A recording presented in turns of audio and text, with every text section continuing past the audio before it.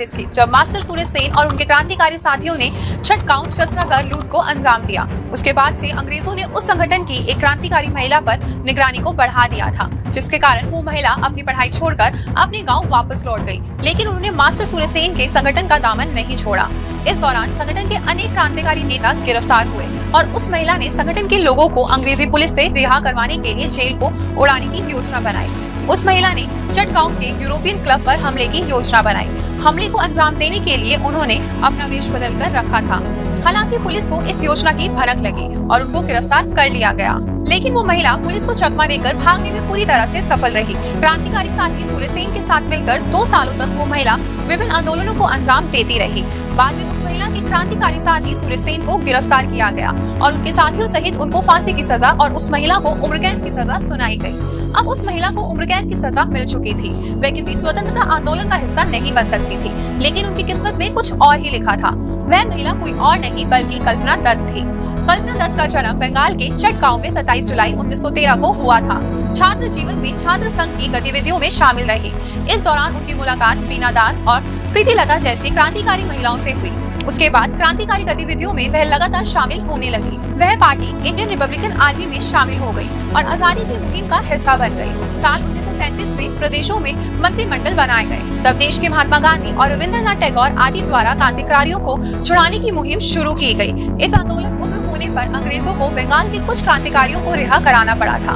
उन्हीं क्रांतिकारियों में कल्पना दत्त भी थी। जेल से बाहर आने के बाद कल्पना ने कोलकाता विश्वविद्यालय से अपनी पढ़ाई पूरी की। बाद में उनका झुकाव कम्युनिस्ट पार्टी की तरफ भी हुआ।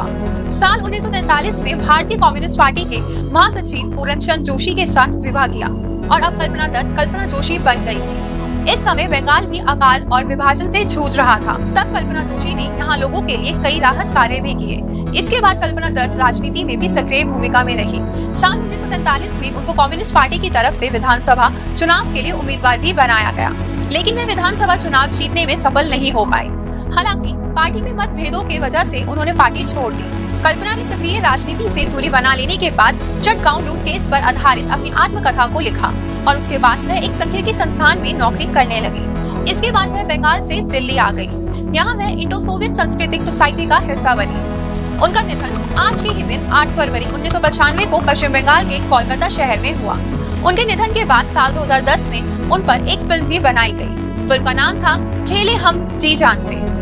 अपने महत्वपूर्ण योगदान के लिए कल्पना दत्त को वीर महिला की उपाधि से सम्मानित किया गया था। दोस्तों, आइए अब आखिर में जानते हैं देश और दुनिया की आज की तारीख यानी 8 फरवरी की अन्य महत्वपूर्ण घटनाओं के बारे में। आज के ही दिन साल 1872 में अंडमान निकोबार में काला पानी की सजा काट रहे शेर अली ने वायसराय लॉर्ड मेयो की हत्या कर दी थी। वहीं साल 1897 में देश के पहले मुस्लिम राष्ट्रपति जाकिर हुसैन का जन्म हुआ था। साल 1941 में गजल गायक जगजीत सिंह का जन्म हुआ था। साथ ही साल 1943 में सुभाष चंद्र बोस जर्मनी के एक नौका के जरिए जापान रवाना हुए थे। वहीं साल 1971 में दुनिया के पहले इलेक्ट्रॉनिक शेयर बाजार नेस्डेक की शुरुआत हुई थी। साल 1986 में दिल्ली एयरपोर्ट पर पहली बार प्रीपेड टैक्सी सर्विस शुरू हुई थी। साथ ही साल 1994 में क्रिकेटर कपिल देव ने टेस्ट क्रिकेट में 432 विकेट लेकर न्यूजीलैंड के रिचर्ड हेडली का रिकॉर्ड तोड़ा था। वहीं आज के दिन साल 2005 में इजराइल और फिलिस्तीन के बीच संघर्ष विराम पर सहमति बनी थी। वहीं साल 2008 में उड़ीसा के शिशुपालगढ़ में खुदाई के दौरान 2500 साल पुराना शहर मिला था। दोस्तों, अगर आपको हमारा ये वीडियो पसंद आया हो तो सिर्फ दोस्तों के साथ भी जरूर शेयर करें और अगर आपके पास हमारे लिए कोई सवाल है तो उसे कमेंट में लिखकर हमें जरूर बताएं। आपसे जल्दी मुलाकात होगी इस सीरीज के अगले एपिसोड के साथ।